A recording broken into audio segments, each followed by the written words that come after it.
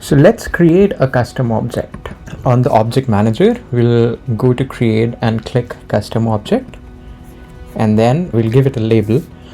So this would be the singular label, which is student, and the plural label would be students. Then if your object name starts with a vowel, so like opportunities, then say tick this box.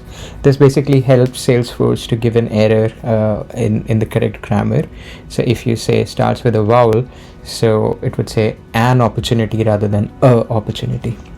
You can give it a description. So this object is created for training purposes.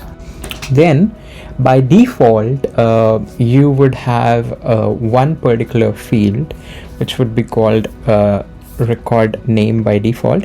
You can change it. There are only two data types available for this particular field, which is either text or an auto number. For now, we'll just keep it text. And for auto number, when we discuss different type of fields available, we'll discuss auto number there.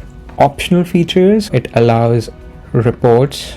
You can say allow reporting on this particular object, allow activities, track field history, allow in chatter groups.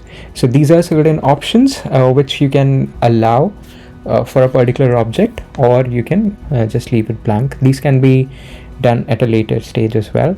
Leave rest of the things as default, then allow search.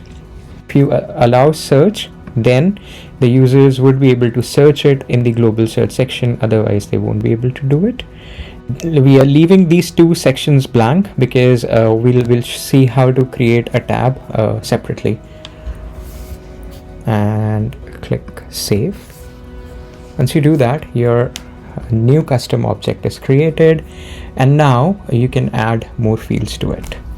But as you can see, there are 4 fields which are already there. So this is a very important trick question that you may be asked as well, that can a custom object have standard fields, or does a custom object have standard fields? So the answer is yes.